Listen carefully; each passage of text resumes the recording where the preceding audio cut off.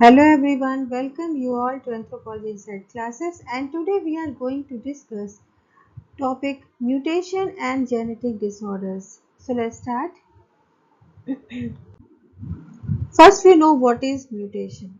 The mutation is a sudden random change in gene sequence or chromosome numbers, chromosome structures. तो when chromosome structure है gene में या एक single gene में और या बहुत सारी जीन्स में अगर कुछ रैंडम चेंज आता है या सडन चेंज आता है तो उसको हम म्यूटेशन कहते हैं and these mutations are inherited means they pass from one generation to another generation जो जर्मिनल वेरिएशंस होते हैं जर्मिनल म्यूटेशंस होते हैं जो जीन के थ्रू ट्रांसफ़र होते हैं वो एक जनरेशन से दूसरी जनरेशन मीन्स जाते हैं बल्कि कुछ ऐसे सोमैटिक म्यूटेशंस होते हैं या हम कह सकते हैं स्पॉन्टेनियस म्यूटेशंस होते हैं जो कुछ केमिकल म्यूटेजेंस की वजह से होते हैं या कुछ ये अल्ट्रावायलेट रेज या इस तरह के जो या कुछ ऐसे पॉल्यूटेंट्स जिनकी वजह से म्यूटेशंस हो जाते हैं और उनमें से ज़्यादातर म्यूटेशंस वो पास आउट नहीं होते नेक्स्ट जनरेशन में but most of the generations जो जर्मिनल वेरिएशंस हैं जर्मिनल मतलब म्यूटेशंस है they pass from one generation to another generation means they are inherited by their progeny ठीक है तो अगर पेरेंट्स में अगर इस तरह का कोई भी डिसऑर्डर पाया जा रहा है जेनेटिक डिसऑर्डर जो म्यूटेशन की वजह से हुआ है तो उनकी नेक्स्ट जनरेशन में पास हो जाता है और ये म्यूटेशंस जो होते हैं ये मीन्स जो आपने पढ़ा होगा इवोल्यूशन तो जो इवोल्यूशन प्रोसेस थी वो ग्रेजुअल चेंज था और जिससे कि नई स्पीशीज़ लगातार पैदा होती है नेचुरल सिलेक्शन ये होता है और जो यहाँ पर जो म्यूटेशन है it is a sudden change random change और इसी म्यूटेशन से means these are the prime source of genetic variations means जो डिफरेंट स्पीशीज़ एक दूसरे से वैरी करती हैं वो इस म्यूटेशंस की वजह से ही होता है और इन्हीं से फिर नेचुरल सिलेक्शन प्रोसेस में हेल्प मिलती है मीन्स जो ज़्यादा सुटेबल है नेचर के लिए वो एक्सेप्ट कर दिए जाते हैं नेचर के द्वारा and other ones were rejected okay तो इस तरह हम देख सकते हैं कि म्यूटेशंस जो है कुछ समटाइम्स बेनिफिशियल भी होते हैं and most of the time they are detrimental means वो नुकसानदेह होते हैं और मतलब डिलीटीरियस म्यूटेशंस होते हैं डिजीज़ कॉज करते हैं कैंसर हो जाता है उनकी वजह से और कुछ क्रॉनिक डिसीजेस भी होती है तो इस तरह हम म्यूटेशन को देख सकते हैं now first we know what are gene mutations तो जीन म्यूटेशंस क्या होते हैं पहले आज हम ये डिस्कस करेंगे आज के लेक्चर में हम लोग डिस्कस करने जा रहे हैं what do you mean by gene mutations और what are point mutations okay so let's start तो first we know what is gene mutation जैसा कि हम लोग जानते हैं कि जीन म्यूटेशन जो है एक जीन पर जब होता है एक मतलब म्यूटेशन की बात हमने की पहले कि सडन जो रैंडम चेंज है जब वो जीन या क्रोमोसोम्स में होता है उसको म्यूटेशन कहते हैं तो जो उनका जो सीक्वेंस है जीन का एक पर्टिकुलर सीक्वेंस होता है डीएनए का और उस सीक्वेंस में अगर थोड़ा सा भी किसी एक पॉइंट पर चेंज आ जाता है न्यूक्लियोटाइड सीक्वेंस होते हैं मीन्स 4 न्यूक्लियोटाइड्स होते हैं डीएनए में ATGC और आरएनए में होता है ATG मतलब AUGC मीन्स जहाँ पर T है वहाँ पर हम यूरेसिल का यूज़ करते हैं ठीक है तो 4 आरएनए में होते हैं न्यूक्लियोटाइड्स और 4 होते हैं डीएनए में जो कि हम ऑलरेडी डिस्कस कर चुके हैं तो इस तरह जो क्रोमोसोम्स होते हैं क्रोमोसोम्स क्या होते हैं थ्रेड लाइक स्ट्रक्चर्स होते हैं और ह्यूमन जीनोम में हमारे 46 क्रोमोसोम्स हैं जिसमें 22 पेयर ऑफ ऑटोसोम्स हैं 1 पेयर ऑफ सेक्स क्रोमोसोम है ठीक है और फीमेल में XX और मेल में XY क्रोमोसोम होता है सेक्स क्रोमोसोम ओके तो ये ऑलरेडी हम पढ़ चुके हैं जब हम जेनेटिक मार्कर्स की बात कर रहे थे उस समय और जिसमें कि जो ऑटोसोम्स है वो क्या है 22 पेयर ऑफ ऑटोसोम्स है and 1 pair of sex chromosome है और टोटल 23 पेयर्स हो जाते हैं जिसमें कि 46 क्रोमोसोम होते हैं अब इन क्रोमोसोम्स में टोटल जो हमारे 46 क्रोमोसोम हैं उसमें कितनी जीन्स होती है ह्यूमन जीनोम में 30,000 जीन्स होती है मीन्स हर क्रोमोसोम में कुछ मोर देन 1000 जीन्स पाई जाती हैं मीन्स 46 क्रोमोसोम में तो टोटल जीन्स हो गई 30,000 और हर क्रोमोसोम में बहुत सारी जीन्स पाई जाती हैं और वो जीन्स जो होती है उनमें जेनेटिक मटेरियल डीएनए होता है ओके जो डीएनए सीक्वेंसेस होते हैं वो उन्हीं में जो न्यूक्लियोटाइड सीक्वेंसेस उन्हीं में पूरा जो है जेनेटिक इंफॉर्मेशन होती है जो नेक्स्ट जनरेशन में ट्रांसफ़र होती है। तो ये जो जीन है यही जो है बेसिक यूनिट होता है, हेरेडिटी का जीन जो है वो बेसिक यूनिट होता है और इसी के थ्रू ट्रांसफ़र होता है जो है पूरा जो हमारा डीएनए जो जेनेटिक मटेरियल वो वन जनरेशन से अनदर जनरेशन। और इस तरह सो मेनी जीन्स जो है वो एक क्रोमोसोम्स पर पाए जाते हैं। ठीक है, तो जब हम जीन म्यूटेशन की बात करते हैं मीन्स एक सिंगल जीन में जो म्यूटेशन हो रहा है या नंबर ऑफ जीन्स में म्यूटेशन हो रहा है तो वो जीन म्यूटेशन हो गया। And when a chromosome shows change, sudden change show करता है पूरा क्रोमोसोम, चाहे उसके स्ट्रक्चर में चेंज हो सकता है या नंबर में चेंज हो सकता है क्रोमोसोम के, तो वो क्रोमोसोमल म्यूटेशन कहलाता है। ओके, तो जीन म्यूटेशन और क्रोमोसोमल म्यूटेशन में यही अंतर है कि पूरे क्रोमोसोम में जब उसके स्ट्रक्चर में या नंबर में चेंज होता है तो उसको हम क्रोमोसोमल म्यूटेशन कहते हैं। बट ऑन दैट क्रोमोसोम एक किसी पर्टिकुलर जीन में जब म्यूटेशन होता है, when a particular gene shows a mutation at one particular point, then it is called as point mutation or gene mutation. Okay, तो these are two types of mutation। और पहले हम बात करने जा रहे हैं जीन म्यूटेशन की। तो gene mutation mostly structural mutations होते हैं, इनमें नंबर की बात नहीं है, और ये होते हैं substitution, insertion and deletion. These are of three types. Gene mutation are of three types: substitution, insertion and deletion. Substitution में क्या होता है, एक न्यूक्लियोटाइड की जगह दूसरा न्यूक्लियोटाइड जब बेस पेयर लगा दिया जाता है किसी वजहों से, जब म्यूटेशन की वजह से जब सब्सटीट्यूट हो जाता है मीन्स उसकी जगह में मान लीजिए A T T G C C T T A, ये पूरा कोई एक सीक्वेंस है। ठीक है, अब जो ए टी टी है, अब यहाँ टी की जगह क्या सब्सटीट्यूट हो गया, टी की जगह सब्सटीट्यूट क्या हो गया, यहाँ पर सी सब्सटीट्यूट हो गया, सी। ठीक है,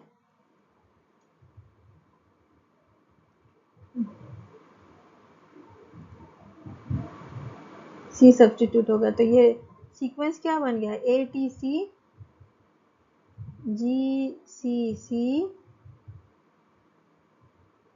टी टी ए। ठीक, तो जो अमीनो एसिड बनना था एटीटी से अब वो नहीं बनेगा, अब एटीसी की वजह से एक दूसरा अमीनो एसिड यहाँ बन जाएगा। ठीक है, तो सब्सटीट्यूशन से क्या होता है, जो पूरा प्रोटीन सिंथेसिस हमने देखा था कि डीएनए से फिर वो आरएनए होता है, फिर आरएनए में जो है फिर वो ट्रांसलेशन होता है, जो अमीनो एसिड्स जो डिफरेंट अमीनो एसिड्स यहाँ पर सीक्वेंस आते हैं वो ट्रांसलेशन होता है एंड देन एक इन अमीनो एसिड से मिलकर एक प्रोटीन सिंथेसिस होती है। तो क्योंकि यहाँ सब्सटीट्यूशन की वजह से यहाँ पर जो बेस पेयर है हमारा न्यूक्लियोटाइड है वो क्या हो गया, चेंज हो गया, सब्सटीट्यूट हो गया, मीन्स टी की जगह हमने सी रख दिया है, तो इससे जो है पूरा प्रोटीन सिंथेसिस पर असर पड़ता है और इस वजह से कुछ डिजीजेस हो जाती हैं। ठीक है, जिसमें कि कैंसर है या और भी दूसरी डिजीजेस हैं। ठीक है, तो इस तरह जेनेटिक डिसऑर्डर्स हो जाते हैं और ये हो गया सब्सटीट्यूशन। इसी तरह इंसर्शन मीन्स कोई एक नया जो है जीन मतलब न्यूक्लियोटाइड हम इंसर्ट कर देते हैं, तो ये इंसर्शन कहलाता है। एक नया न्यूक्लियोटाइड इंसर्ट हो गया मीन्स ए टी जी, मान लीजिए ये पूरा है न्यूक्लियोटाइड बेस पे। ठीक है, ये न्यूक्लियोटाइड सीक्वेंस है A T T G C C T T A है। ठीक, अभी हम यहाँ पर A T T G C C T T है और यहाँ पर एक हमने इंसर्ट कर दिया। ठीक है, मतलब ड्यू टू म्यूटेशन यहाँ पर एक न्यूक्लियोटाइड इंसर्ट हो गया, ये एक जी जो है क्या हो गया, इंसर्ट हो गया। तो ए टी टी जी सी सी से जो शुरू हो रहा था रीडिंग फ्रेम मीन्स जो पूरा रीडिंग फ्रेम है वो यहाँ पर चेंज हो गया। अब हम जो नया रीडिंग फ्रेम बन गया वो ए टी टी के बाद हम क्या पढ़ेंगे, ए टी टी के बाद जी जी सी पढ़ेंगे। ठीक है, जी जी सी पढ़ेंगे, तो रीडिंग फ्रेम जो है हमारा चेंज हो गया, न्यू रीडिंग फ्रेम बन गया और इसी को कहते हैं frame shift mutation, frame shift mutation. तो तीन तीन के कोड में हम पढ़ते हैं, जैसा कि हम जानते हैं कि तीन तीन का ए टी टी फिर जी सी सी फिर सी टी टी फिर ए के बाद कुछ और बन जाएगा। तो तो इस तरह पूरा एक सीक्वेंस होता है।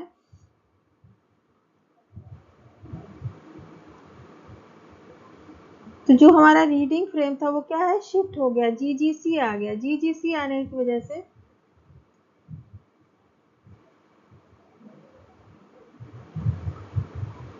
ठीक है, तो रीडिंग फ्रेम जो है शिफ्ट हो गया और उसकी वजह से जो म्यूटेशन कहलाता है उसको क्या कहते हैं, फ्रेम शिफ्ट म्यूटेशन। तो ये इंसर्शन की वजह से भी होता है, डिलीशन, इसे एक डिलीट कर दें अगर हम यहाँ पे फ्रेम से तो भी फ्रेम शिफ्ट म्यूटेशन होगा, और एक इंसर्ट कर दें तो भी फ्रेम शिफ्ट म्यूटेशन होगा।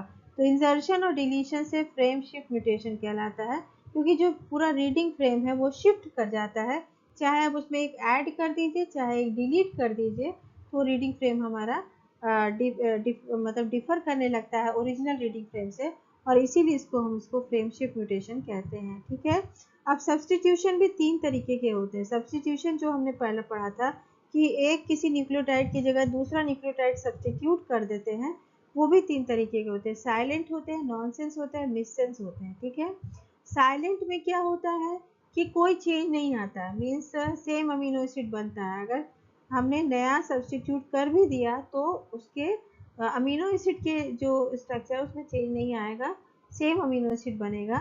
नॉन सेंस में जो स्टॉप कोडान्स बन जाते हैं सब्सटीट्यूशन के द्वारा, लेकिन जो मिससेंस होता है उसमें जो है ये एक नया वो बन जाता है, मीन्स एक नया अमीनो एसिड बन जाता है, तो जिससे क्या होता है, प्रोटीन सिंथेसिस जो है वो मीन्स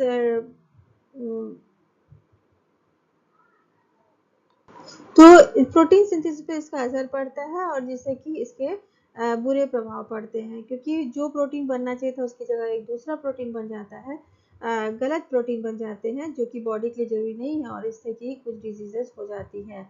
तो इस तरह आपने देखा कि सब्सटीट्यूशन में साइलेंट, नॉनसेंस एंड मिससेंस 3 तरीके के सब्सटीट्यूशन होते हैं। और क्रोमोसोमल म्यूटेशंस को हम नेक्स्ट क्लास में पढ़ेंगे, जिसमें कि ऑटोसोमल और सेक्स क्रोमोसोमल है। और ऑटोसोमल में भी 2 तरीके के होते हैं, स्ट्रक्चरल एंड न्यूमेरिकल। और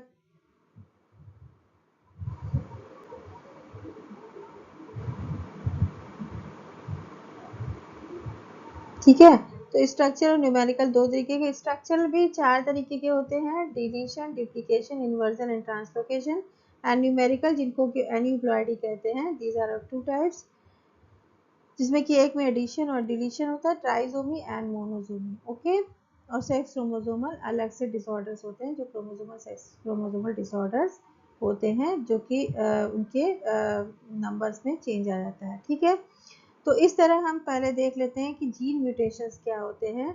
और अब इसके अगर निमोनिक आपको याद करनी है, इसका अगर निमोनिक याद करना है, तो निमोनिक जो है कुछ इस प्रकार है कि कुछ मतलब बुरी शक्तियाँ थी, बुरी शक्तियाँ थी जिसमें कि हम म्यूटेशन को एक बुरी शक्ति मान रहे हैं। ठीक है, और उन बुरी शक्तियों के कुछ टाइप्स थे, मीन्स 2-3 प्रकार के वो बुरी शक्तियाँ थी, जिसमें कि एक शक्ति जो थी उसका नाम था सिड, दूसरी शक्ति का नाम था टिड, और तीसरी शक्ति का नाम था एड। ठीक है, सिड, टिड और एड 3 शक्तियाँ थी, जिसमें कि जो सिड है वो मिलके बनती हैं, एस से होता है सब्सटीट्यूशन, आई से होता है इंसर्शन एंड डी से होता है डिलीशन। ठीक है, तो सिड हो गई, सिड क्या हो गई, सब्सटीट्यूशन, इंसर्शन एंड डिलीशन। तो ये एक शक्ति हो गई। ठीक, दूसरी शक्ति हो गई टिड, टिड, और तीसरी शक्ति हो गई ऐड। ओके, अब टिड में क्या है, यहाँ से पढ़ लेते हैं, ये हो जाएगी deletion, duplication, inversion and translocation. ठीक है, ये टिड हो गई, और ये आपकी आती है क्रोमोसोमल डिसऑर्डर्स में। ठीक है, तो सिड और इनमें थोड़ा सा डिफरेंस था, सिड जो है काफ़ी डिफर करता था टिड और ऐड से। तो सिड जो है वो अलग रहा करता था, और टिड और ऐड एक साथ रहते थे। ठीक है, तो सिड को आप देख लीजिए, जीन म्यूटेशन का जो फॉर्मूला है वो क्या है, सिड है। जो पॉइंट म्यूटेशन 3 तरीके के होते हैं, substitution, insertion and deletion. Okay, and टिड से हो जाएगा translocation, inversion, deletion and duplication, और ऐड से हो जाएगा एडिशन एंड डिलीशन, जो कि ट्राइसोमी एंड मोनोसोमी में हम देखते हैं न्यूमेरिकल एनिप्लॉइडी में, ठीक है। फिर सेक्स क्रोमोसोमल आता है जिसका कोई यहाँ पर फॉर्मूला नहीं है, उसका हम अलग से बता देंगे, ओके। तो इस तरह आप कुछ न्यूमोनिक की मदद से भी याद कर सकते हैं इन म्यूटेशंस के नाम, ओके। और यहाँ पर जो सब्स्टिट्यूशन का ये जो न्यूमोनिक यहाँ बन सकता है साइनोमी, साइनोमी, सुनामी तो जानते ही आप, तो सुनामी से कुछ मिलता जुलता यहाँ पर नाम है साइनोमी, जिसमें कि साइलेंट हो जाएगा साई से, नो से हो जाएगा नॉनसेंस, एंड मी से हो जाएगा मिससेंस, तो साइनोमी हो गया। तो जीन म्यूटेशन बेसिकली 2 टाइप्स के होते हैं, सब्स्टिट्यूशन एंड फ्रेमशिफ्ट, और फ्रेमशिफ्ट में ही इंसर्शन और डिलीशन आते हैं, तो इस तरह आप शिफ्ट से याद कर सकते हैं, और इंसर्शन और डिलीशन को ही हम फ्रेमशिफ्ट म्यूटेशन कहते हैं, ओके। तो क्योंकि इंसर्शन और डिलीशन जो होते हैं वो जो जीन सीक्वेंस है उसमें शिफ्ट ला देते हैं, जो रीडिंग फ्रेम है उसमें शिफ्ट ला देते हैं, और इसीलिए इसको हम फ्रेमशिफ्ट म्यूटेशन कहते हैं, ठीक है।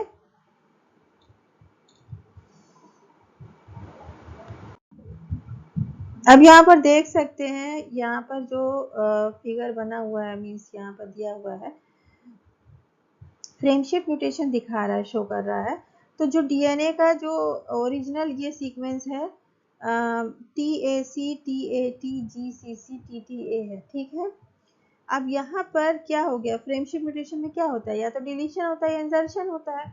यहाँ पर हम डिलीशन दिखा रहे हैं, 4th टी न्यूक्लियोटाइड का डिलीशन दिखा रहे हैं, मीन्स ये टी न्यूक्लियोटाइड अब हमने डिलीट कर दी। तो जब डिलीट कर दिया तो न्यू रीडिंग फ्रेम में यहाँ पर टी नहीं है, TAT था ना, यहाँ टी नहीं दिख रहा है।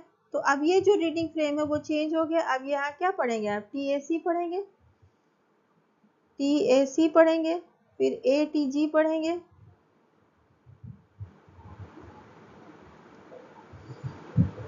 ATG, ठीक है, फिर CCT, ठीक है। तो रीडिंग फ्रेम चेंज हो गया, TAC ATG CGG ऐसे पढ़ लिया हमने, CCT, ठीक है, फिर TA करके आगे हुई फ्रेम बढ़ता जाएगा।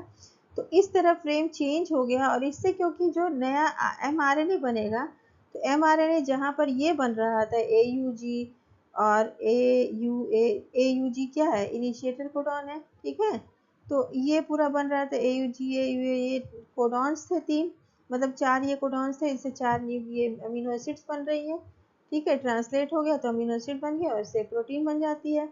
लेकिन जब यहाँ पर रीडिंग फ्रेम शिफ्ट हो गया, तो यहाँ पर जो TAT था, TAT यहाँ पर देखा आपने, TAT था ना, TAT था, अब TAT की जगह क्या हो गया, ATG हो गया, और ATG से क्या होगा, जब ये ATG से क्या हो रहा है, UAC बन जा रहा है, UAC बन रहा है mRNA में, ठीक है।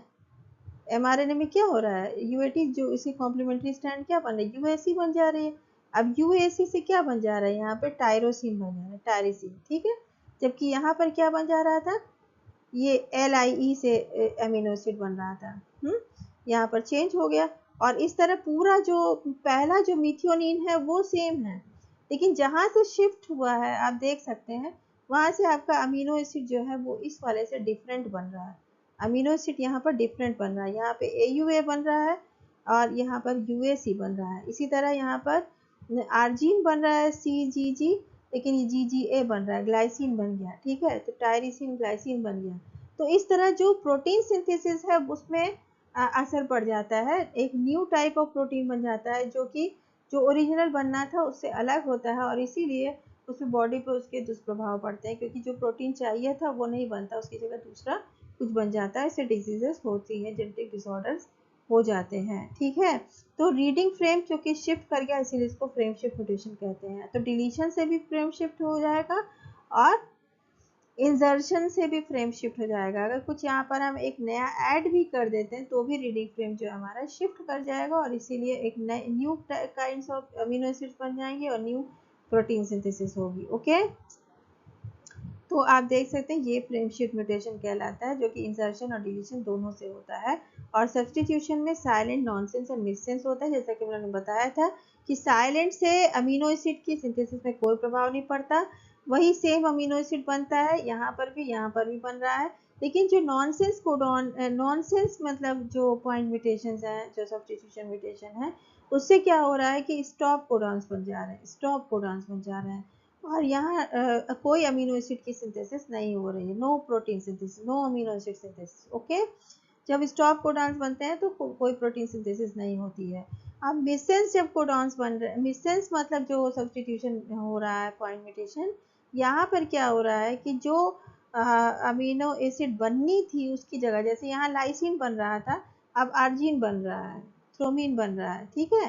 तो नई अमीनो एसिड्स बनने लगी, और नई अमीनो एसिड जब बनेगी तो डीएनए सीक्वेंस प्रभावित होगा और न्यू प्रोटीन्स बनेंगी, जो कि ओरिजिनल जो प्रोटीन्स बनती लाइसिन और दूसरे अमीनो एसिड से, वो ना बनकर दूसरा प्रोटीन बनेगा। ओके, तो ये सब्सटीट्यूशन हो जाता है। तो मिसेंस से जो है पूरा अमीनो एसिड का जो स्ट्रक्चर है वो चेंज हो जाता है, प्रोटीन सिंथेसिस से मतलब मतलब इससे प्रभावित होती, इफेक्ट होती है, जबकि साइलेंस से कोई असर नहीं पड़ता, और नॉनसेंस से ये असर पड़ता है कि प्रोटीन सिंथेसिस होती ही नहीं, अमीनो एसिड फॉर्मेशन नहीं होता है यहाँ पर, ठीक है।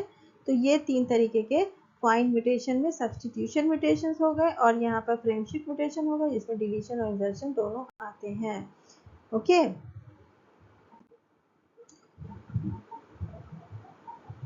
अब हम देख सकते हैं कि कुछ जो जीन म्यूटेशंस होते हैं वो भी 2 तरीके के, मोनोजेनिक एंड पॉलीजेनिक म्यूटेशंस होते हैं, और जिसमें कि मोनोजेनिक में आते हैं आपके सिकल सेल डिजीज आते हैं, जिसको सिकल सेल एनीमिया भी कहते हैं, सिस्टिक फाइब्रोसिस भी आती है मोनोजेनिक में, और टे सेल डिजीज भी आती है, और फेनिलकेटोन्यूरिया भी आती है, ठीक है। तो ये कुछ डिजीजेज हैं जो कि ऑटोसोमल रिसेसिव डिसऑर्डर कही जाती हैं, ऑटोसोमल रिसेसिव डिसऑर्डर कही जाती हैं। और इसमें टे सेल डिजीज में आप देख सकते हैं कि जो नॉर्मल नॉन म्यूटेटेड डीएनए है उसमें normal level of beta hexosaminidase A, हाँ, ये कोई एंजाइम है, इसका जो है नॉर्मल लेवल है, जबकि यहाँ पर जब डेफिशिएंसी हो जाती है हेक्सा जीन म्यूटेशन पर, तो जो टे सेल्स डिजीज है उसमें हेक्सा जीन पे म्यूटेशन होता है। क्योंकि जीन म्यूटेशन है, यहाँ पर क्रोमोसोम की बात नहीं है, तो एक जीन है हेक्सा जीन, और उस हेक्सा जीन पे म्यूटेशन हो जा रहा है, जिसकी वजह से जो बीटा हेक्सोसेमिनिडेज ए है उसकी डेफिशिएंसी हो जाती है, और इस डेफिशिएंसी की वजह से जो गैंग्लियोसाइड है वो न्यूरॉन्स में इनकी मात्रा एक्यूमुलेट कर जाती है, और जब इनकी मात्रा एक्यूमुलेट कर जाती है तो न्यूरॉन्स जो है स्वोलन कर जाते हैं, एनलार्ज लाइसोसोम्स हो जाते हैं with the lamellar appearance, and cherry red spot जो है वो मैक्यूला ऑफ द आई में दिखाई देने लगता है। यहाँ पर चेरी रेड स्पॉट नहीं है, नॉर्मल में, नॉर्मल आई में, नॉर्मल आई के रेटिना में, हेल्दी रेटिना है ये, जबकि यहाँ पर ये टे सेल डिजीज की वजह से जो प्रभावित है पर्सन, उसकी आईज में चेरी रेड स्पॉट दिखाई देता है। Okay, in the macula of the I and narrowing of the blood vessels, और ब्लड वेसल्स की नैरोइंग हो जाती है, तो ये स्वोलन न्यूरॉन्स हो जाते हैं। Why? Because of the deficiency of beta hexosaminidase A, and due to this deficiency GM2 ganglioside accumulate in the neurons, and due to which the neurons get swollen कर जाते हैं, and enlarged lysosomes बन जाते हैं with the lamellar appearance, and उसका symptoms क्या होता है कि आई में आपको चेरी रेड स्पॉट दिखाई देता है, और जो ब्लड वेसल्स होती है नैरो कर जाती हैं। एंड ये पूरा प्रोसेस कहाँ होता है? हेक्सा जीन पे म्यूटेशन की वजह से होता है, हेक्सा जीन की पर म्यूटेशन की वजह से होता है, और इस डिजीज को क्या कहते हैं? टे सैक्स disease, this disease known as टे सैक्स डिजीज। ओके, देन ये सिकल सेल एनीमिया जो है, क्योंकि यहाँ पर जो रेड ब्लड सेल्स हैं वो सिकल शेप्ड हो जा रही हैं, और इसी वजह से जो ब्लड फॉर्मेशन होता है वो नहीं हो पाता है, और जो ऑक्सीजन पहुँचना चाहिए बॉडी में, क्योंकि यहाँ पर सिकल सेल्ड हो जा रही है रेड ब्लड सेल्स, तो वो नहीं हो पा रहा है, ब्रीदिंग में प्रॉब्लम आ रही है, और चेस्ट पेन होता है। तो इस तरह, और जो है कुछ रीजन्स ऐसे हैं सब सहारन अफ्रीका या इंडिया के कुछ क्षेत्र ऐसे हैं, जैसे कि सेंट्रल इंडिया या साउथ इंडिया के कुछ पार्ट्स, डेक्कन प्लेटू में, वहाँ पर क्या है, ये मलेरिया से इस पे मतलब फ़ायदा होता है कि जो लोग सिकल सेल जिनके रेड ब्लड सेल्स होते हैं उनको मलेरिया नहीं होता है, तो इसका ये मतलब बेनिफिट होता है ऐसे लोगों को। बट ये जो सिकल सेल डिजीज़ है इससे एनीमिया हो जाता है, क्योंकि ब्लड फॉर्मेशन नहीं होता है सिकल सेल की वजह से, sickle cell type of blood cells की, रेड ब्लड सेल्स की वजह से और ड्यू टू विच एनीमिया हो जाता है। तो sickle cell disease this also a genetic disorder और ये भी इनहेरिट होता है। ओके, देन सिस्टिक फाइब्रोसिस ये भी एक ऑटोसोमल रिसेसिव डिसऑर्डर है और यहाँ पर क्या होता है कि जो ये आपका इसमें जो ल्यूमेन है वो नैरो हो जाता है, मीन्स म्यूकस जो है लंग्स पे म्यूकस की एक लेयर थिक लेयर जो है लंग्स पे आ जाती है, जिसकी वजह से ल्यूमेन जो है नैरो हो जाता है। ओके, तो इन्फ्लेमेशन हो जाता है और उसकी वजह से म्यूकस सिक्रेशन इंक्रीज कर जाता है और जिसमें कि लंग्स में म्यूकस का इंक्रीज कर जाने से जो थिक लेयर बन जाती है म्यूकस की और उससे जो है सांस लेने में परेशानी होती है और इस तरह सिस्टिक फाइब्रोसिस नाम की एक डिजीज़ हो जाती है जिसमें कि नैरो ल्यूमन हो जाता है। तो इसको हम लोग डिटेल में नेक्स्ट स्लाइड में पढ़ने वाले हैं। और चौथी डिजीज होती है फेनिलक्यूटोन्यूरिया, जो कि which is also autosomal recessive disorder. Okay, अब यहाँ पर देख सकते हैं ऑटोसोमल रिसेसिव डिसऑर्डर। तो मोनोजेनिक जो डिसऑर्डर्स हैं, मोनोजेनिक डिसऑर्डर जो है वो चार यहाँ पर डिजीज की बात की गई है, sickle cell anaemia, cystic fibrosis, Tay Sachs disease and फेनिलक्यूटोन्यूरिया।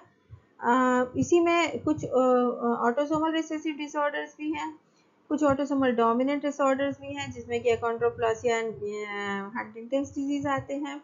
ठीक है, और एक्स लिंक डिसऑर्डर्स भी हैं और कुछ जो है पॉलीजेनिक डिसऑर्डर्स भी हैं जिसमें कि मोर देन वन जीन जो है उस पर कुछ म्यूटेशन होता है। तो अभी हमने सिकल सेल एनीमिया की बात की। अब सिकल सेल एनीमिया में वो कौन सी जीन है जहाँ पर सब्स्टिट्यूशन होता है, ये है हीमोग्लोबिन बीटा जीन। ठीक है, हीमोग्लोबिन बी जीन कह सकते हैं, जो कि क्रोमोसोम 11 पर पाई जाती है और इसी में सिंगल सब्स्टिट्यूशन की वजह से रिसेसिव डिसऑर्डर हो जाता है। अब यहाँ पर जो बनना चाहिए थी अमीनो एसिड वेलिन, मतलब ग्लूटामिक एसिड बननी चाहिए थी, उसकी जगह वेलिन बन जाती है, ग्लूटामिक एसिड की जगह वेलिन बन जाती है। ठीक है, तो it is a recessive disorder caused by single substitution in the hemoglobin B gene found on chromosome 11. Substitution led production of valine instead of glutamic acid. People having two copies of this mutation have thin sickle cell blood cells. ठीक है, तो आपने देखा कि sickle cell blood cells हो जाते हैं। Last slide में हम लोग देखा था कि जो ओरिजिनल ब्लड सेल्स होते हैं वो कुछ राउंडेड छोटे होते हैं लेकिन सर्कुलर शेप होते हैं, जबकि ये सिकल शेप हो जाते हैं, हंसिया के आकार के हो जाते हैं और इसी की वजह से जो ऑक्सीजन पहुंचना चाहिए वो नहीं पहुंच पाता है ब्लड वेसल्स पर और उससे क्या होता है कि एनीमिया हो जाता है और चेस्ट पेन होता है। ठीक है, तो in some of the regions like sub-Saharan Africa, in India and Middle East, it actually helps to protect against the malaria. ठीक है, तो सिकल सेल एनीमिया जिनको होता है वो मलेरिया के अगेंस्ट वो प्रोटेक्ट करता है। सिस्टिक फाइब्रोसिस में हम लोगों ने देखा कि जो है एक थिक म्यूकस जो है, स्टिकी म्यूकस लंग्स पे मतलब लेयर उसकी बन जाती है जिससे कि ब्रीदिंग में मतलब ट्रबल होता है, साल्टी स्वेट होता है, infertility in certain individuals and shortened life expectancy. तो लाइफ भी जो है वो घट जाती है, लाइफ साइकिल घट जाती है। तो इस तरह ये सिस्टिक फाइब्रोसिस ये डिलीशन की वजह से होता है, डिलीशन म्यूटेशन की वजह से होता है, जिसमें 3 न्यूक्लियोटाइड्स CFTR जीन पर, CFTR जीन के 3 न्यूक्लियोटाइड जो होते हैं वो डिलीट हो जाते हैं और जिसकी वजह से अमीनो एसिड फेनिलएलानिन के लॉस होता है and that causes an incorrectly folded protein. There are many different mutations that can cause the cystic fibrosis. Okay, तो बहुत सारे म्यूटेशंस होते हैं एक्सेप्ट डिलीशन, डिलीशन को छोड़कर दूसरे म्यूटेशन भी होते हैं जिनकी वजह से सिस्टिक फाइब्रोसिस होता है। ओके, और इसके सिम्टम्स क्या होते हैं, जैसा कि हम लोगों ने चित्र में भी देखा था कि थिक ल्यूमेन जो हो जाता है, स्टिकी थिक ल्यूमेन, ल्यूमेन कह रहा है, थिक स्टिकी म्यूकस हो जाता है ल्यूमेन एरिया में, जैसे कि ल्यूमेन जो है वो नैरो हो जाता है, मीन्स लंग के अंदर तो ल्यूमेन क्या होता है, नैरो हो जाता है, इससे ब्रीदिंग में दिक्कत आती है। ओके, तो ये सिस्टिक फाइब्रोसिस हो गया जो कि CFTR जीन में है, सिस्टिक फाइब्रोसिस रेगुलेटर जीन है कुछ, ये उसी पर ये होता है। तो आपको जीन का नाम याद रखना, किस जीन पर ये हो रही है डिसऑर्डर मीन्स म्यूटेशंस। ठीक है, जैसे सिकल सेल एनीमिया है तो हीमोग्लोबिन बी जीन है, जो कि क्रोमोसोम 11 पे लाई करती है। इधर सिस्टिक फाइब्रोसिस की बात हो रही है, तो सिस्टिक फाइब्रोसिस की CFTR जीन है जिसपे कि डिलीशन म्यूटेशन हो रहा है, सिकल सेल में सब्सटीट्यूशन म्यूटेशन होता है। टे सेक्स डिजीज में भी नंबर ऑफ पॉइंट म्यूटेशन होते हैं, जो कि जीन है हेक्सा जीन। यहाँ पर जीन का नाम है हेक्सा जीन, जो कि क्रोमोसोम 15 पर लाई कर रही है, और यहाँ पर भी बहुत सारे म्यूटेशन होते हैं जिनकी वजह से ये टे सेक्स डिजीज होती है। और फेनिलक्यूटिनुरिया के जो जीन है, that is PAH gene, phenylalanine hydroxylase gene, जो कि क्रोमोसोम 12 पर लाई कर रही है। ठीक है, तो यहाँ पे जीन म्यूटेशन की बात है, इसलिए यहाँ पे जीन्स को आपको याद करना पड़ेगा, किस किस जीन पर म्यूटेशन हो रहा है। तो सिकल सेल जीन है, तो जैसा कि आप जानते हैं कि यहाँ हीमोग्लोबिन की बात हो रही थी, रेड ब्लड सेल्स की बात हो रही थी, तो जीन का नाम है हीमोग्लोबिन बी जीन। इस तरह सिस्टिक फाइब्रोसिस से याद करना है, तो CFTR जीन है जिसमें सिस्टिक फाइब्रोसिस, पहले दो शब्द क्या है, सिस्टिक फाइब्रोसिस याद हो जाएगा आपको इसलिए कि CFTR जीन है। इस तरह टे सेक्स डिजीज की बात हो रही है, तो यहाँ पर आपको याद करना पड़ेगा hexa gene. Hexa gene specialise on chromosome 15, ये क्रोमोसोम 11, ये 15, and then phenylalanine gene है जिसको कि phenylalanine hydroxylase gene, PAH gene कहते हैं। PAH phenylalanine, A and H से हाइड्रोक्सिलेज, तो PAH जीन हो जाता है, जो कि क्रोमोसोम 12 पे पाया जाता है। इस पे म्यूटेशन हो जाता है। तो म्यूटेशन किन किन जीन्स में हो रहा है उनके नाम आप याद कर लीजिएगा, हो सकता है एग्जाम में पूछे, और किन किन क्रोमोसोम्स पे ये लाई करते हैं। ओके, और सब्सटीट्यूशन म्यूटेशन हो रहे हैं कि डिलीशन हो रहे हैं कि किसी और डिफरेंट टाइप्स के पॉइंट म्यूटेशन हो रहे हैं, या number of different mutations in disorders को कॉज करते हैं, ये जो है आप देख सकते हैं। ठीक है, तो सिकल सेल में तो सब्सटीट्यूशन म्यूटेशन ही हो रहा है। सिस्टिक फाइब्रोसिस और टे सेक्स के केस में डिफरेंट म्यूटेशन जो है इन डिजीजेस को कॉज करते हैं। और फेनिलक्यूटिनुरिया में भी इंक्रीज हो जा रहा है फेनिल एलानिन का, मीन्स जो म्यूटेशन हो रहा है PAH जीन पे, उससे क्या फेनिल एलानिन की मात्रा जो है ब्लड में बढ़ जाती है, और जिससे कि उनका जो पुअर साइकोलॉजिकल या सोशल साइकोलॉजिकल कॉग्निटिव बिहेवियर हो जाता है, मीन्स कोऑर्डिनेशन कंट्रोल जो है बॉडी में थोड़ा खत्म हो जाता है, पुअर हो जाता है। मीन्स वो उनका हैंड मूविंग, मतलब हैंड कोऑर्डिनेशन या लेग्स में चलने में दिक्कत होती है, और जो दिमाग की जो मेंटल स्थिति होती है वो भी थोड़ा सा प्रभावित होती है, तो इंटेलेक्चुअल डिसेबिलिटी भी हो जाती है ऐसे लोगों को, और सीजर्स हो जाते हैं। ठीक है, तो इस तरह हम देख सकते हैं फेनिलकेटोनुरिया। और टे सेक्स डिजीज में क्या होता है कि ये सबसे ज़्यादा, और ये भी पूछा जा सकता है कि किन किन रीजन्स में सबसे ज़्यादा होते हैं, तो जैसा कि हम लोग ने देखा कि सब सहारन अफ्रीका, इंडिया, मिडिल ईस्ट में सिकल सेल डिजीज ज़्यादा पाई जाती है। सिस्टिक फाइब्रोसिस जो होती है वो यूरोपियन डिसेंट में सबसे ज़्यादा पाई जाती है। यूरोपियन डिसेंट में जैसे यूएस में 1 इन 3500 न्यूबॉर्न्स में पाई जाती है, और कॉकेशियन अमेरिकन में कम होती है, 1 इन 30, मतलब 1 इन 30 यहाँ पर भी होती है। ठीक है, but is a carrier, is a carrier, carrier होते हैं ये, पर यहाँ पर they are born with cystic fibrosis.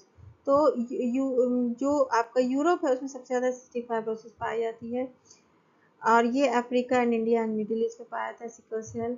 टे सेक्स डिजीज जो है सबसे ज़्यादा यूरोपियन एशकेनाजी जूइश ओरिजिन के लोगों में पाया जाता है। एशकेनाजी जो नाजी जूइश ओरिजिन है, एशकेनाजी जूइश ओरिजिन, वहाँ पर सबसे ज़्यादा इसके फ्रिक्वेंसीज पाई जाती हैं। देन अदर जो पीपल्स हैं, काजुन्स हैं, फ्रेंच कैनेडियंस हैं, उनमें भी पाया जाता है। और फेनिलकेटोनुरिया जो है वो उसका यहाँ पर ऐसा कुछ नहीं दिया हुआ है कि किन जगहों में ज़्यादा पाया, तो आप ये सब भी डेटा याद कर सकते हैं। ओके, तो इनसे भी क्वेश्चन बन सकते हैं कि किन रीजन्स में इनकी फ्रिक्वेंसी ज़्यादा पाई जाती है इन सब डिजीज़ की, और किन किन जीन्स पर ये म्यूटेशंस होते हैं, किन क्रोमोसोम्स पे लाई करते हैं, और किस तरह के पॉइंट म्यूटेशंस की वजह से ये डिजीजेस होती हैं, इनके सिम्टम्स क्या क्या होते हैं। ओके, तो अगर पूछ लिया गया कि स्टिकी म्यूकस लंग्स में किस में है, इन चारों में से किस पे स्टिकी म्यूकस इन लंग्स पाया जा रहा है, तो आपका आंसर होगा सिस्टिक फाइब्रोसिस, सिस्टिक फाइब्रोसिस। ठीक है, इसी तरह जो sickle cell shaped red blood cells अगर जिस डिजीज़ की वजह से हो जा रही है, वो कौन सी डिजीज़ है जिसकी वजह से ऑक्सीजन प्रॉपरली नहीं पहुंच पा रहा है, तो वो कौन सी डिजीज़ है, वो हो जाएगा सिकल सेल डिजीज़, जिसकी वजह से एनीमिया भी हो जाता है। तो ये किस 4 डिसऑर्डर्स की वजह से एनीमिया होता है, तो इसका मतलब आप सिकल सेल डिजीज लगाएंगे, ठीक है। इसी तरह टे साक्स डिजीज में क्या हो रहा है, टे साक्स डिजीज जो कि यहाँ पर पॉइंट म्यूटेशन हेक्सा जीन पे हो जा रहा है, ठीक है। और यहाँ पर क्या हो रहा है, एक फैटी सब्सटेंस नर्व सेल्स में जिसमें कि जो एक एंजाइम है इसकी कमी से हो जा रहा है हेक्सोसेमिनिडेज की वजह से, और तो न्यूरॉन्स को ही प्रभावित कर रहा है, न्यूरॉन्स को प्रभावित कर रहा है, ओके। तो जब न्यूरॉन्स को प्रभावित कर रहा है, इसका मतलब यहाँ पर भी जो कोऑर्डिनेशन है या कॉग्निटिव बिहेवियर है वो प्रभावित होता है, ठीक है। और जो सबसे ज़्यादा ये फैटल होता है चिल्ड्रन में, और before the age of 4 children जो है इस डिजीज से मर जाते हैं, before the age of 4 children मर जाते हैं। इसमें जो इनका फिजिकल और मेंटल जो फंक्शनिंग है, नर्व सेल्स की वजह से डिटियोरेट हो जाता है नर्व सेल, इसकी वजह से इनकी फंक्शनिंग पर प्रभाव पड़ता है और ये यूजुअली डाई कर जाते हैं before the age of 4, okay. तो यहाँ पर इस तरह आपने देखा कि, और ये सबसे ज़्यादा यूरोप के एश्केनाजी जूइश ओरिजिन के लोगों में, ठीक है। यहाँ पर फेनिल एलानिन की मात्रा ब्लड में बढ़ जा रही है फेनिल कीटोन्यूरिया में। तो यूरिया से आप समझ सकते हैं यूरिन में मतलब फेनिल कीटोन्यूरिया, ठीक है, increase of phenylalanine in the blood, phenylalanine in the blood.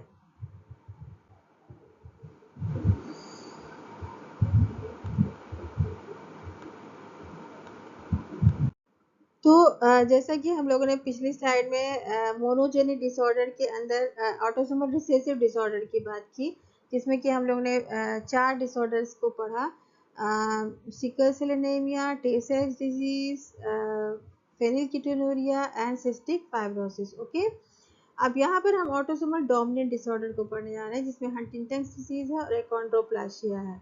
तो जब हम ऑटोसोमल रिसेसिव डिसऑर्डर की बात कर रहे थे, तो उसमें आप याद कर सकते हैं उन चारों डिजीज के नाम, अगर आपको नहीं याद होते हैं तो एक निमोनिक है जिसकी मदद से आप याद कर सकते हैं, 6 सैक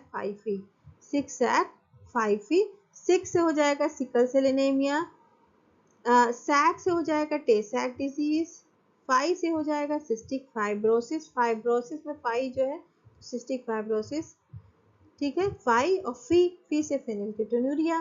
तो 6 से आप याद कर सकते हैं उन 4 ऑटोसोमल रिसेसिव डिसऑर्डर्स के नाम, क्योंकि वो पूछे जा सकते हैं एग्जाम में, ठीक है। अब यहाँ पर क्या है, हंटिंगटन्स डिजीज है और एकॉन्ड्रोप्लेशिया है, हंटिंगटन्स डिजीज है और एकॉन्ड्रोप्लेशिया है। तो यहाँ पे अच्छा हूँ कर सकते हैं, अच्छा हूँ, अच्छा से हो जाएगा एकॉन्ड्रोप्लेशिया और हूँ से हो जाएगा हंटिंगटन डिजीज, अच्छा हूँ, ठीक है, अच्छा हूँ। या अक्खू, अक्खू कर सकते हैं, तो एकॉन्ड्रोप्लेशिया आँख से हो जाएगा और हूँ से हो जाएगा हंटिंगटन डिजीज। अगर आपको याद करने में दिक्कत होती है तो, ठीक है। तो ऑटोसोमल डोमिनेंट डिसऑर्डर की बात कर रहे हैं हम। अब डोमिनेंट डिसऑर्डर में क्या हो रहा है कि it is an example of Huntington's disease और अकेंड्रोप्लेशिया, जिसमें कि अकेंड्रोप्लेशिया में नो कार्टिलेज ग्रोथ, ग्रोथ यहाँ कार्टिलेज की नहीं हो रही है, उसे कार्टिलेज की जगह बोन्स बन जाती है, ठीक है। और जो बच्चा पैदा होता है वो ड्वार्फ होता है, मीन्स उसमें हाइट आगे इंक्रीज नहीं करती, और कार्टिलेज मीन्स फीटल डेवलपमेंट के समय ही जो है बोन में कन्वर्ट हो जाता है सारे कार्टिलेजेस, जीन म्यूटेशन की वजह से होता है ऐसा। एंड ये ऑटोसोमल डोमिनेंट डिसऑर्डर है, और जो कि इसमें जो अफेक्टेड इंडिविजुअल हैं, जो सीवियरली अफेक्टेड होते हैं, उनमें जो जीनोटाइप है वो capital D by small D, capital D by capital D होती है, जो कि लीथल होती है, मीन्स जान चली जाती है इस तरह के जो सीवियरली अफेक्टेड बच्चे होते हैं। और जो affected individual with mild disease, उसमें heterozygous genotype I think D by D पाई जाती है। तो जो सर्वाइविंग केसेस होते हैं मोस्टली हेट्रोजाइगोट्स होते हैं, और 80% जो इंडिविजुअल्स है they are born with new gene alteration, means mostly ये ट्रांसफर नहीं होती नेक्स्ट जनरेशन में, sometimes they it also transfers from one generation to another generation, but most of the cases means 80% individuals इसमें de novo mutation means नए mutations की वजह से ही ये डिजीज होती है, जनरली ये ट्रांसफर नहीं होती है, मीन्स नॉर्मल पेरेंट्स के बच्चों को भी ये डिजीज हो सकती है। कहने का मतलब ये है कि सिर्फ अफेक्टेड नहीं, normal parents, generally normal parents के बच्चे मीन्स इसमें कि 80% आते हैं, वो उनको ये डिजीज हो सकती है, इसलिए इसको डीनोवो म्यूटेशन भी कहते हैं, डीनोवो म्यूटेशन भी कह सकते हैं। तो क्वेश्चन पूछा जा सकता है कि 4 ऑप्शन दिए, उसमें डी नोवो म्यूटेशन किससे बिलोंग करता है, तो अकॉन्ड्रोप्लेशिया से। ओके, तो ये टर्म आप याद रखिएगा, डी नोवो म्यूटेशन। और जिसमें कि ड्वार्फिज्म हो जाती है, शॉर्ट बोन्स होते हैं। ड्वार्फ का मतलब ये है कि आगे हाइट नहीं बढ़े, तो उसमें बोन्स कितनी कैसी होंगी, शॉर्ट होंगी, जिसमें कि थाई की और अपर आर्म की बोन सबसे ज़्यादा शॉर्ट होती है, थाई की और अपर आर्म की। तो ये नीचे वाले लेग की और ये फोर आर्म की नहीं उतनी होती है, मतलब छोटी, लेकिन थाई की और अपर आर्म की सबसे ज़्यादा छोटी बोन्स होती है, जिससे कि इनकी हाइट बढ़ नहीं पाती है। मैक्सिमम हाइट बहुत ज़्यादा जाती हुई है तो 4 फीट तक जाती है। हेड इनके लार्ज होते हैं नॉर्मल से, और प्रोमिनेंट फोरहेड होता है with flat knows and delayed development infant, जिसमें कि सिटिंग, क्रॉलिंग, वॉकिंग, ये सारे जो फंक्शंस होते हैं बच्चों में, एक्टिविटीज़ वो नहीं कर पाते, देर से करते हैं। ठीक है, तो ये कॉन्ड्रोप्लेशिया है, नो कार्टिलेज ग्रोथ इसका नाम है डिजीज़ का, और डी नोवो म्यूटेशन होता है। ओके, ये रेयर ऑटोसोमल डोमिनेंट डिसऑर्डर है। इसी तरह हंटिंगटन डिजीज भी रेयर होती है, मीन्स ज़्यादा नहीं पाई जाती है, ये कुछ लोगों में ही होता है। ठीक है, अब यहाँ पर भी जो, क्योंकि यहाँ ब्रेन या नर्वस सिस्टम को इफेक्ट कर रहा है, इसलिए क्या होता है, जो कॉग्निटिव एबिलिटी है या आपका साइकेट्रिक प्रॉब्लम्स भी हो सकते हैं। ठीक है, मूवमेंट, कॉग्निटिव एबिलिटी या साइकेट्रिक प्रॉब्लम्स हो सकते हैं। हंटिंगटन्स कोरिया भी कहते हैं। This Huntington's disease is also known as Huntington's chorea, a basal ganglia disease causing a hyperkinetic movement disorder known as chorea, CHOREA। ठीक है, इसीलिए हंटिंगटन कोरिया कहते हैं इसको, क्योंकि इसमें हाइपर काइनेटिक मूवमेंट होता है। मीन्स आपका कोऑर्डिनेशन मीन्स कंट्रोल नहीं रहता अपने बॉडी पर, और वो अनकंट्रोल्ड वे में जब आपके पैर या हाथ काम करने लगते हैं, तो उसको हम हाइपर काइनेटिक कोरिया कहते हैं, इसलिए हंटिंगटन कोरिया भी कहा जाता है इस डिजीज़ को। और यहाँ पर CAG सिंड्रोम कहा जाता है, क्योंकि CAG जो हमारा न्यूक्लिक एसिड बेस पेयर है, इसमें ट्राई न्यूक्लियोटाइड है, साइटोसिन है, एडेनिन है, ग्वानिन है, 3 न्यूक्लियोटाइड जो है वो मल्टीपल टाइम रिपीट होते हैं। CAG रिपीट कहते हैं इसको, CAG repeat multiple time CAG repeat होता है, और जो कि एक ट्राई न्यूक्लियोटाइड है, इसीलिए इसको ट्राई न्यूक्लियोटाइड रिपीट भी कहा जाता है। तो जब ट्राई न्यूक्लियोटाइड रिपीट वाली बात आ जाएगी, किस डिजीज से जुड़ा है ट्राई न्यूक्लियोटाइड रिपीट, तो आपको हंटिंगटन्स डिजीज लगाना है। ठीक है, तो इस तरह के कुछ क्वेश्चंस बन सकते हैं जो आपको एग्जाम में हेल्प कर सकते हैं। ट्राई न्यूक्लियोटाइड रिपीट किस बीमारी से जुड़ा है, तो हंटिंगटन्स डिजीज से जुड़ा है। हंटिंगटन्स डिजीज किस तरह की डिजीज है, ऑटोसोमल डोमिनेंट डिसऑर्डर है। एकोंड्रोप्लेसिया क्या है, ऑटोसोमल डोमिनेंट डिसऑर्डर है। ठीक है, अब यहाँ पे इसका अनदर नेम क्या है, हंटिंगटन्स कोरिया है, जो कि हाइपर काइनेटिक मूवमेंट डिसऑर्डर की वजह से इसको हाइपर कोरिया कहते हैं। ठीक है, अब यहाँ पर बेसिक चीज क्या है जानने वाली, ये ट्राई न्यूक्लियोटाइड रिपीट है, जिसमें कि ट्राई न्यूक्लियोटाइड कौन सी है, CAG है, CAG ट्राई न्यूक्लियोटाइड है, जिसको बार बार रिपीटिशन हो रहा है जिसमें, और इसीलिए इसको CAG रिपीट कहते हैं। नॉर्मल जो पर्सन है जिसको कि हंटिंगटन डिजीज नहीं हुई है, उसमें 10 से 25 या 26 बार ही रिपीट होता है, 10 से 26 रिपीट ही पाई जाएगी। लेकिन जिसको हंटिंगटन डिजीज हो गई है, उसमें 37 टू 80 रिपीट्स पाई जाएंगी, 80 रिपीट्स तक जाता है। हंटिंगटन डिजीज जिसको हो जाती है, जो पेशेंट्स हैं इससे प्रभावित, उनको इफेक्टेड इंडिविजुअल्स में 80 रिपीट्स तक पाई जाती है CAG के। तो CAG रिपीट मेन इसका जो है आपको याद रखना है, CAG रिपीट, जो कि अप टू 80 टाइम्स हो जाता है हंटिंगटन डिजीज से इफेक्टेड इंडिविजुअल्स को, जबकि नॉर्मल में ये सबसे ज़्यादा जो है 25 से 26 तक का रिपीट जाता है, लेकिन जो इफेक्टेड इंडिविजुअल्स है उसमें 35 से लेके 80 तक जाता है रिपीट। ओके, तो जो रिपीटेटिव सीक्वेंसेस आपको दिखाई देते हैं, तो एक हंटिंगटन डिजीज भी है जिसमें कि आपको इस तरह के सीक्वेंसेस दिखाई देंगे, इस तरह के इफेक्टेड इंडिविजुअल्स में, और जिसमें कि जो ट्राई न्यूक्लियोटाइड रिपीट इसलिए कहा जा रहा है क्योंकि इन पर 3 न्यूक्लियोटाइड का रिपीट बार बार हो रहा है, CAG। ठीक है, साइटोसिन, एडेनिन एंड ग्वानिन, और इसीलिए इसको ट्राई न्यूक्लियोटाइड रिपीट कहा जा रहा है। अब ये किस जीन पर हो रहा है, क्योंकि ये सब जीन डिसऑर्डर है, तो जीन कौन सी जीन है, हंटिंगटन्स जीन है, हंटिंगटन्स जीन या हंटिंगटन्स जीन भी कह सकते हैं, जो कि लाई करता है short term of chromosome 4 at 4 arm पे लाई करता है। पी आर्म जो होती है ऊपर वाली आर्म होती है, तो पी आर्म पर ये हंटिंगटन जीन लाई करती है और वहीं पर म्यूटेशन हो जाता है, जिसमें कि CAG रिपीट होते हैं बार बार, और उसी म्यूटेशन की वजह से हंटिंगटन डिजीज होती है, जो कि नर्वस सिस्टम को इफेक्ट करती है। और क्योंकि नर्वस सिस्टम को इफेक्ट कर रही है, तो कॉग्निटिव बिहेवियर आपका, या जो लैंग्वेज है, जो वोकल मूवमेंट है, वो आपका कोऑर्डिनेशन हैंड और उसका जो लेग्स का, वो सब इफेक्ट होता है। ठीक है, तो हाइपरकाइनेटिक मूवमेंट्स होते हैं, जिसको कोरिया कहते हैं। ठीक है, तो इस तरह के कुछ सवाल बन सकते हैं इस क्वेश्चन से। इसी तरह एकॉन्ड्रोप्लेशिया है, जिसमें कि हम लोगों ने देखा कि नो कार्टिलेज ग्रोथ कहा जाता है। इसको क्या कहा जाता है? नो कार्टिलेज ग्रोथ, क्योंकि यहाँ कार्टिलेज बन ही नहीं रहा है। यहाँ पर क्या बन जा रहा है? During the foetal development cartilage is converted to bone, bone पे कन्वर्ट हो जा रहा है इस जीन म्यूटेशन की वजह से।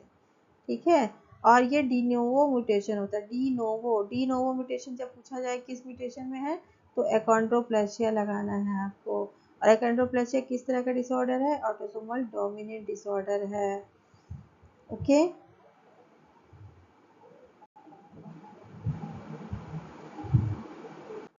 अब हम यहाँ बात कर रहे हैं एक्स लिंक्ड रिसेसिव डिसऑर्डर की। ठीक है, अभी हम लोगों ने ऑटोसोमल में रिसेसिव एंड डोमिनेंट की बात की, जिसमें कि 4 ऑटोसोमल रिसेसिव डिसीजेस की बात की और 2 ऑटोसोमल डोमिनेंट डिसीजेस की बात की। ठीक है, अब यहाँ आता है autosomal x linked recessive disorder. X linked recessive disorder में हीमोफीलिया है और डक्चीन मस्कुलर डिस्ट्रॉफी है। 2 डिजीजेस की बात कर रहे हैं। हीमोफीलिया एक ब्लीडिंग डिसऑर्डर है, और डक्चीन मस्कुलर डिस्ट्रॉफी जो है, यहाँ पर कुछ एबनॉर्मल प्रोटीन, डिस्ट्रोफिन प्रोटीन की रिडक्शन में या एब्सेंस की वजह से जो है मसल्स की डिजनरेशन हो जाती है, जो जिससे कि वो बहुत वीक हो जाती है। ओके, जो डिस्ट्रोफिन जीन होती है उसकी कमी की वजह से। ओके, तो अब हम बात कर रहे हैं हीमोफीलिया की। हाँ, और दूसरा, यूजली सिर्फ मेल्स जो होते हैं, अगर वो इफेक्टेड हैं this disorder, usually only males are affected by this disorder, and a man who is affected will not pass it to his sons, मतलब सन्स को नहीं पास करेगा, सिर्फ डॉटर्स को होगा, सिर्फ डॉटर्स को उनके कैरियर्स होंगे। It will not pass to his sons. ठीक है, and in the mother the affected gene remains on one X chromosome, as a result she becomes a carrier।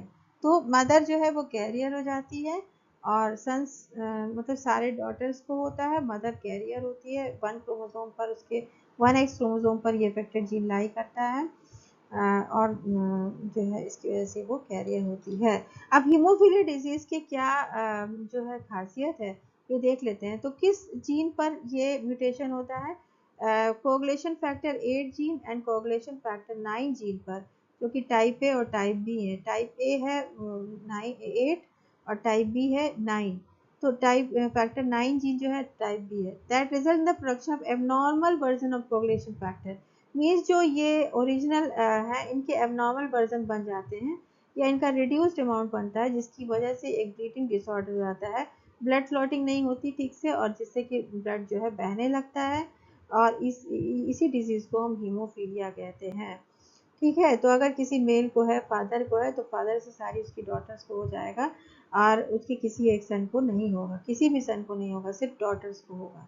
ठीक है, और माँ जो है वो कैरियर होती है। ठीक, अब डुचेन मस्कुलर डिस्ट्रॉफी में क्या होता है कि it is called by mutation of dystrophin gene. ये क्वेश्चन पूछ सकता है, डिस्ट्रॉफिन जीन की जो म्यूटेशन है उससे कौन सी डिजीज होती है? तो आपको लगाना है डुचेन मस्कुलर डिस्ट्रॉफी, DMD। ठीक है,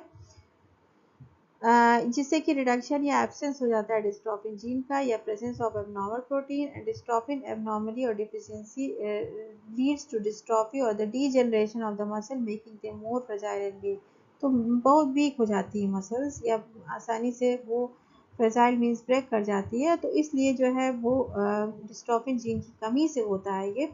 और ऐसा क्यों होता है? क्योंकि यहाँ पर जो म्यूटेशन हो जाता है डिस्ट्रोफिन जीन पर, जिसमें कि उससे एबनॉर्मल जीन बन जाती है, उसकी डेफिशिएंसी हो जाती है, जिसकी वजह से मसल्स पर असर पड़ता है, और मसल्स जो है फ्रेजाइल और वीक हो जाती हैं।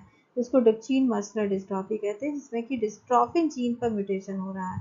यहाँ पर कोगुलेशन फैक्टर 9 और मतलब 8 और 9 पर हो रहा है, यहाँ पर डिस्ट्रोफिन जीन पर हो रहा है। ये आपको याद रखना है। एक्स लिंक्ड रिसेसिव डिसऑर्डर है, जिससे कि अगर फादर इफेक्टेड है तो ऑल हिज डॉटर वो भी इफेक्टेड होंगी। अब एक्स लिंक्ड डोमिनेंट डिसऑर्डर देख लेते हैं। एक्स लिंक्ड डोमिनेंट डिसऑर्डर में अगर फादर को है तो सारी डॉटर्स को होगा, किसी भी सन को नहीं होगा। लेकिन अगर फीमेल इफेक्टेड है तो इफेक्टेड फीमेल से जब अनइफेक्टेड मेल से शादी होती है तो उनकी जो हाफ ऑफ द प्रोजेनी मतलब सन्स एंड डॉटर्स अगर हैं तो सन को भी 50% चांसेस होते हैं कि सन एंड डॉटर्स दोनों को होगा, अगर मदर को है तो। अगर फादर को है तो सिर्फ उसकी गर्ल चाइल्ड को होगा, मीन्स डॉटर्स को होगा, ना कि सन को होगा। और इसके दो एग्जाम्पल्स हैं, हाइपोफॉस्फेटीमिया जो कि एक विटामिन डी रेजिस्टेंट रिकेट्स है। ठीक है, रिकेट्स ऑस्टियोमलेशिया आपने पढ़ा होगा, जो कि ये एक डिजीज विटामिन डी की कमी से होता है, और ठीक है, बच्चों और बूढ़ों में। और वैसा ही कुछ यहाँ पर हाइपोफॉस्फेटीमिया दिया है, जो कि एक विटामिन डी रेजिस्टेंट रिकेट्स है, इज अ टाइप ऑफ जो कि एक्स लिंक्ड डोमिनेंट डिसऑर्डर है। और अल्पोर्ट सिंड्रोम भी है, that is associated with progressive hearing loss and kidney disease. ठीक है, अब कुछ पॉलीजेनिक डिसऑर्डर्स भी आते हैं जिसमें मोर देन वन जीन मतलब इन्वॉल्व होते हैं, जिनमें म्यूटेशंस होता है। इसमें hypertension, coronary heart disease, diabetes ये सब आते हैं। ठीक है, जिसको कि हम बाद में फिर इनके अलग से कुछ चैप्टर्स में पढ़ सकते हैं इनको। कुछ क्वेश्चन देख लेते हैं, जैसे कि total number of human chromosomes was determined by, इसको ऑलरेडी हम एक बार कर चुके हैं। तो जो total number of human chromosome 46 chromosomes है, इसको किसने डिटरमिन किया था? तो इसमें आंसर हो जाएगा थर्ड, जोहिम टीजो एंड एल्बर्ट लिवान। ठीक है, जोहिम टीजो एंड लिवान आप याद कर सकते हैं, टीजो एंड लिवान। इसी तरह पूछ रहा है कि which of the following are the autosomal recessive disorders. अभी हम लोग ने बात की थी कि ऑटोसोमल रिसेसिव डिसऑर्डर्स में 4 डिसऑर्डर्स आते हैं। क्या था? साइसैक फाइफी, साइसैक फाइफी। साई से हो जाता है सिकल सेल एनीमिया, सैक से हो जाता है टे सैक डिजीज, फाई से होता है सिस्टिक फाइब्रोसिस, एंड फी से हो जाता है फेनिलकीटोन्यूरिया। तो अब आपको देखना है कि साइसैक फाइफी में से कौन सी डिजीज यहाँ पर है। तो सिर्फ साई और फी है, बाकी दोनों नहीं है। यहाँ एकेंड्रोप्लेसिया, और ये तो ऑटोसोमल डोमिनेंट डिसऑर्डर्स है, ऑटोसोमल डोमिनेंट डिसऑर्डर्स है। ठीक है, जिसको हम लोगों ने याद किया था अच्छा हूँ में एकेंड्रोप्लेसिया अच्छा, और हूँ से हंटिंगटन। अच्छा हूँ इसका हम लोगों ने निमोनिक बनाया था, जबकि इसका बनाया था साइसैक फाइफी। और साइसैक फाइफी में साई सैक फाइफी, ठीक, ये इसका कोड है। किसका किसका कोड है? Autosomal recessive disorders. और ऑटोसोमल डोमिनेंट डिसऑर्डर्स का क्या कोड है? ये तो ऑटोसोमल रिसेसिव डिसऑर्डर हो गया, ऑटोसोमल डोमिनेंट का है अच्छा हूँ, अच्छा हूँ, अच्छा हूँ। अच्छा से हो गया एकेंड्रोप्लेशिया, हूँ से हो गया हंटिंगटन्स डिसीज। ओके, तो आपने यहाँ पर देखा कि सिकल सेल एनीमिया और फेनिलकीटोनुरिया बस मिल रहा है, तो सी एंड डी ओनली हो जाएगा right answer. C and D is the right answer. Okay, तो hope this video will help you. और जीन म्यूटेशन की बात हम लोग ने इस वीडियो में कर ली है। नेक्स्ट क्लास में हम क्रोमोसोमल म्यूटेशंस की बात करेंगे। Okay, this is all about this lecture. Meet you in next video. Thank you very much.